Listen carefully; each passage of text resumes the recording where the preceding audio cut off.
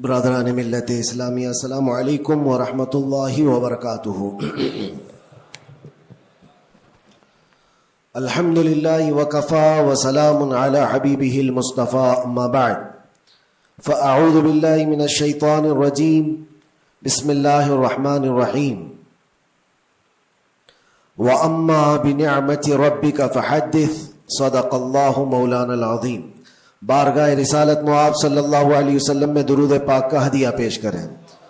اللہم صلی علی سیدنا و مولانا محمد معدن الجود والکرم وآلہ واصحابہ الکرام ابنہ الکریم وبارک وسلم صلاة دائمة سرمدا ابدا۔ وقت کافی زیادہ ہو چکا ہے، بیان کرنے کا وقت نہیں ہے، اب جماعت کا وقت قریب ہو چکا ہے۔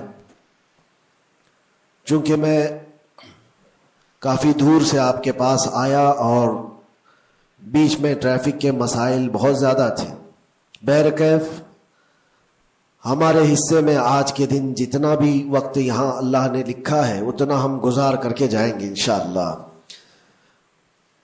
بس ایک بات عرض کرنا چاہوں گا کہ آج 15ویں شعبان المعظم ہے، ہماری زندگی کے سالوں میں سے ایک نئے سال کی شروعات ہے۔ حدیث پاک میں ملتا ہے کل کی رات اللہ تعالیٰ فرشتوں کو سارے معاملات تقسیم کر دیتا ہے، بندوں کے متعلق کیا کیا چیزیں سال بھر میں ہونے والی، اور فرشتوں کو سارے احکام بتا دیے جاتے ہیں۔ اس میں سے بسا اوقات ایسا ہوتا ہے کہ کسی کی موت لکھی گئی ہوئی ہوتی ہے اس سال، لیکن وہ بندہ شادی کی تیاریوں میں مصروف ہے۔ کسی کے 2 مہینے 3 مہینے کے بعد زندگی کے خاتمے کا عنوان لکھا گیا ہوگا، لیکن وہ اپنے بزنس پلان کر رہا ہوگا، وہ سفر کی تیاریاں کر رہا ہوگا۔ ہم میں سے بھی کسی کو معلوم نہیں کہ کل کی رات ہمارے لیے کیا حکم اللہ نے فرشتوں کو دیا ہے۔ اگر زندگی باقی ہے تو دعا کریں کہ اللہ تعالیٰ خیر و برکت والی زندگی عطا فرمائے، نیکیوں والی زندگی عطا فرمائے۔ اور ایک اہم بات جو آج سب جگہ گردش کر رہی ہوتی ہے، سرکولر ہوتی ہے، وہ یہ ہے کہ ہر بندہ اپنے اپنی غلطیوں کی معافی دوسرے سے مانگ رہا ہوتا ہے، اور یہ اس لیے بھی ہے کہ سب نے شاید یہ حدیث سنی ہوگی کہ ان بڑی راتوں میں اللہ تبارک و تعالی سارے بڑے گناہوں کو معاف کر دیتا ہے، لیکن چند لوگ ایسے ہیں جو ان راتوں میں بھی معاف نہیں ہوتے۔ ان میں سے ایک بندہ وہ ہے جو لوگوں کے تعلق کو ختم کرتا ہے، قطع تعلق کرنے والا۔ بھائیوں میں نفرت ہے، بھائی اور بہن میں نفرت ہے، باپ اور بیٹے میں نفرت ہے، رشتہ داریوں کو توڑا ہوا آدمی، اس کے لیے بھی کہا گیا اس رات میں اس کی بھی بخشش نہیں ہے۔ اور دوسری چیز یہ ہے کہ جو ہم گناہ کرتے ہیں اس کی 2 قسمیں ہیں، 2 قسم کے گناہ ہیں۔ کچھ گناہ وہ ہیں جن کا تعلق صرف اللہ سے ہے، اللہ جب چاہے معاف فرمائے گا۔ شراب پیا، زنا کیا، غلط کاریاں کیا، جھوٹ بولا ہے، یہ سارے گناہ وہ ہیں جس کی معافی اللہ سے ڈائریکٹ کی لی جائے گی۔ اس کو کہتے ہیں حقوق اللہ۔ اللہ تعالیٰ کریم ہے، اکرم الاکرمین ہے، جب چاہے اپنے بندوں کو معاف فرما دے۔ لیکن کچھ گناہ ایسے ہیں جن کا تعلق بندوں سے ہے، کسی کا مال ہڑپ لیا ہے، کسی کا حصہ دبا لیا ہے، کسی کو گالی دیا ہے، کسی کو مارا ہے، یہ سارے وہ گناہ ہیں جن کا تعلق بندوں سے ہے، ان کو حقوق العباد کہا جاتا ہے۔ اور یہ گناہ زیادہ ڈینجر ہے، حقوق اللہ سے زیادہ ڈینجر حقوق العباد ہے، کیونکہ حدیث پاک میں ہے اللہ سے متعلق جو گناہ ہے وہ رب تعالیٰ جب چاہے معاف فرمائے گا، لیکن جو بندوں سے ریلیٹڈ ہے اللہ فرماتا ہے جب تک بندہ بندے کو معاف نہیں کرتا اللہ نہیں معاف فرمائے گا، اللہ معاف نہیں فرمائے گا۔ حضور پاک صلی اللہ تعالیٰ علیہ وسلم نے صحابہ سے پوچھا سب سے غریب آدمی کون ہے، تم جانتے ہو؟ سب سے مفلس آدمی کون ہے؟ حضور صلی اللہ علیہ وسلم نے صحابہ سے پوچھا تو صحابہ نے کہا اللہ کے نبی زیادہ جانتے ہیں۔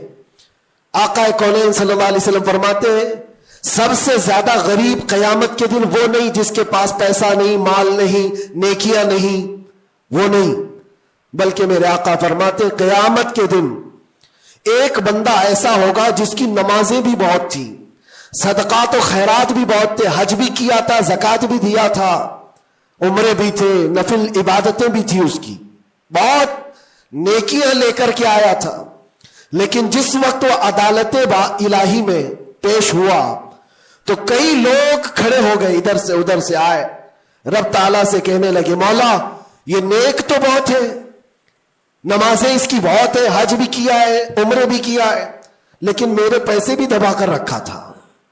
کوئی کہتا ہے کہ مولا میرا حق اس کے اوپر بنتا ہے، اس نے مجھے گالی دی تھی، کوئی کہتا ہے کہ مولا میرا بھی حق بنتا ہے، اس نے مجھے مارا تھا، کوئی کہتا ہے مولا میرا بھی حق بنتا ہے، اس نے میرے پیٹھ پیچھے مجھ سے چغلی کی تھی اور لڑانے کی کوشش کی تھی، میرا حق بنتا ہے اس پر۔ تو یہ سارے حق طلب کرنے والے بندے کھڑے ہو جائیں گے اس کے خلاف جو نیکوکار تھا۔ اللہ تعالیٰ فرماتا ہے تم لوگوں کو اس سے کیا چاہیے؟ سارے بندے کہتے ہیں مولا ہم تو گنہگار ہیں، نیکیوں کی کمی ہے، اس کے پاس نیکیاں زیادہ ہے، اس کی نیکیاں ہمیں دلا دے۔ اب عدالت الہی کا یہ فیصلہ سنو، اللہ فرشتوں کو حکم دیتا ہے اس کے پاس جتنی نیکیاں ہیں وہ ان سب میں تقسیم کرو، جتنوں کا حق اس نے دبا رکھا ہے سب میں اس کی نیکیاں بانٹی جائیں۔ جب فرشتے اس کی نیکیاں نکال کر تقسیم کر رہے تھے، نیکیاں اس کی پوری ختم ہو گئی، حقداروں کا بھی حق پورا ہوا نہیں، کچھ اور بھی باقی رہ گئے تھے۔ وہ کہنے لگے مولا ہمارا بھی حق ہے اس کے اوپر، ہمارا بھی اس نے مال رکھا ہے۔ اللہ تعالیٰ فرماتا ہے اب اس کے پاس تو نیکیاں پوری ختم ہو گئی، تم چاہتے کیا ہو؟ وہ گنہگار تھے، وہ کہتے مولا ہم یہ چاہتے ہیں کہ ہمارے گناہ اٹھا کر کے اس پر ڈال دیں، ہمارا بوجھ تو کم ہو جائے۔ حکم ہوگا رب تعالیٰ کا کہ اس کے اوپر ان کا حق بنتا ہے، لہذا ان کے گناہ اٹھا کر کے اس کے اوپر ڈالو۔ حدیث پاک میں میرے آقا فرماتے ہیں لے کے تو چلا تھا بہت ساری نیکیاں، لیکن وہاں سب بٹ گئی، الٹا دوسروں کے گناہ اپنے سر پر لے لیا اور سیدھے اس کو فرشتے جہنم میں لے کر جاتے ہیں۔ یہ قیامت کے دن کا سب سے مفلس آدمی ہے، سب سے غریب۔ اسی لیے اے لوگوں حقوق العباد میں کبھی گرفتار مت ہونا، دنیا میں کسی کا حق دبا کر مت رکھنا۔ کسی کو اگر تم نے اپنی زبان سے ایذا دیا ہے، تکلیف دی ہے، یا ہاتھ سے دیا ہے، یا کسی بھی طرح سے دیا ہے، تو قیامت کے دن اس کا حق لیا جائے گا، تمہیں اس کا حق دینا پڑے گا۔ اسی لیے شب برات آتی ہے تو سب لوگ ایک دوسرے سے معافی بھی مانگ لیتے ہیں۔ بندوں سے اگر تمہارا حق ہے تو بندوں سے معافی مانگ لو، اگر بندہ معاف کر دیا دنیا میں تو اللہ بھی معاف فرمائے گا، اللہ معاف فرمائے گا۔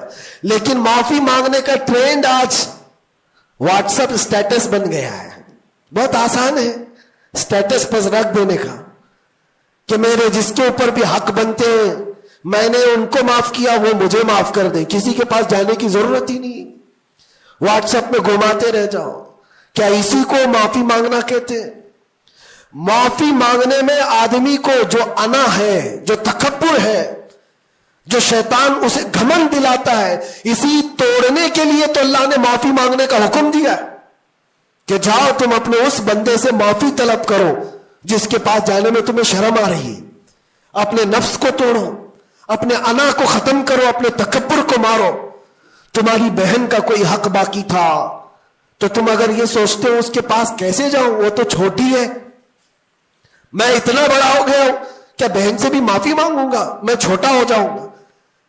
قدر کرو، آج تمہارے پاس وقت ہے، یہاں تھوڑی دیر کے لیے چھوٹا ہونا اچھی بات ہے۔ قیامت کے دن جب تمہارے گلے میں توق ڈال دیا جائے گا گناہوں کا تو اس وقت مدد کے لیے کوئی نہیں آ سکے گا۔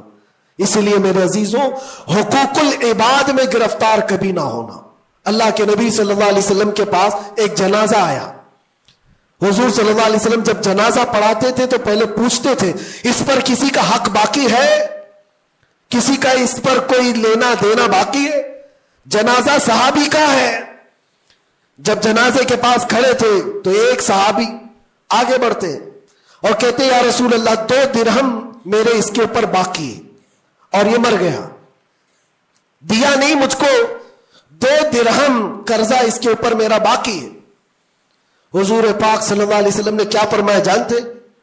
सल्लू अला साहिबिकुम वला उसल्ली अलैहि। ऐ लोगों, तुम चाहो तो इसका जनाजा पढ़ लो, मैं नहीं पढ़ूंगा। हुजूर पीछे हट गए। 2 दिरहम का सिर्फ कर्जा बाकी था जिनका इंतकाल हुआ और हुजूर ने फरमाया मैं जनाजा नहीं पढ़ूंगा। सोचो आज 2 दिरहम का बोझ भी कितना बड़ा होता है। जनाजा रखा है, हुजूर पीछे हट गए। फिर एक कोई सहाबी आगे बढ़ते और कहते या रसूल अल्लाह सल्लल्लाहु अलैहि वसल्लम, इनकी जानिब से इनका कर्जा मैं अदा कर दूंगा। हुजूर ने फरमाया कब तक अदा करोगे? कहा कल की मगरिब से पहले पहले मैं अदा कर दूंगा। अल्लाह के नबी ने उनसे वादा लिया और उसके बाद फिर उस सहाबी की नमाज जनाजा पढ़ाई। यहां तो बहुत सारे हुकूक लेकर बैठे हैं, वो तो 2 दिरहम की बात कर रहा हूं। इसीलिए हमारी जिंदगी का खात्मा होने से पहले यह हिसाब किताब पहले साफ कर लो। हासिबो कबल अन तुहासबो, अपना हिसाब क्लियर रखो इससे पहले कि तुम्हारा हिसाब लिया जाए। अल्लाह करीम हम सबको कहने सुनने से ज्यादा अमल की तौफीक अता फरमाए। रब तबारक व तआला शाबानुल मुअज्जम के इस पाकीज़ा महीने को हम सब के लिए नेकियों वाला और खैर व बरकत वाला महीना बनाए। इलाहुल आलमीन कदीर व जब्बार खुदा, जब तूने रजब और शाबान हमें दिखाया है तो रमजान तक हमारी जिंदगी अता फरमा। व आखिर दावाना अनिल हम्दुलिल्लाहि रब्बिल आलमीन। अस्सलामु अलैकुम।